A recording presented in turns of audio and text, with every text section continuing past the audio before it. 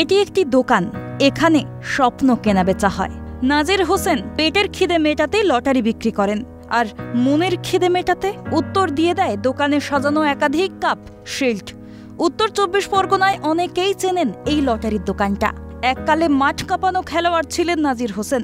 চোখ বন্ধ করলেই উপলব্ধি করতেন সাম্বার ছন্দ, টিটি কাকার নেশা। তারপর সংসারের অভাব সামাল দিতে খুলতে হলো লটারির দোকান। ফুটবলার হওয়ার স্বপ্ন অকালে শেষ হয়ে গেলেও ফুটবলের সঙ্গে যোগ কমেনি। গড়ে তুলেছেন নিজের ফুটবল দল জোটসঙ্গী। বাংলার বিভিন্ন প্রান্তে টুর্নামেন্টে খেলে বেড়ায় জোটসঙ্গী। জেতা হারা পরের বিষয়, ভালো ফুটবল উপহার দেয় তারা। এগুলো আমার ভালোবাসার ছোঁয়া, এগুলো আমি ভালোবেসে আমি ফুটবল খেলে থাকি। একটা সময় ফুটবল আমি নিজে খেলতাম, অর্থের অভাবে বেশি দূর আগিয়ে যেতে পারিনি। এখন ফুটবল খেলাটাকে নিয়েই নেশাটা আমার মেটাতে হয়। বিভিন্ন ফুটবলারদের নিয়ে বিভিন্ন বড় বড় টুর্নামেন্টে আমি অংশগ্রহণ করে থাকি। কোনো টুর্নামেন্টে আমি পরাজয় হয়, কোনো টুর্নামেন্টে আমি উত্তীর্ণ হতে পারি।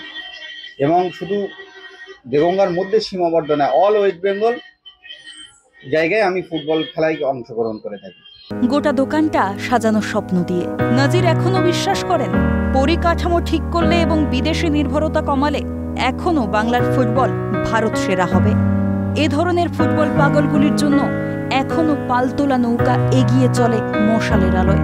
এইসব ফুটবল পাগলদের জন্য এখনো সব খেলার সেরা বাঙালির তুমি ফুটবল। পঙ্কজ বিশ্বাসের রিপোর্ট, ক্যালকাটা টেলিভিশন নেটওয়ার্ক।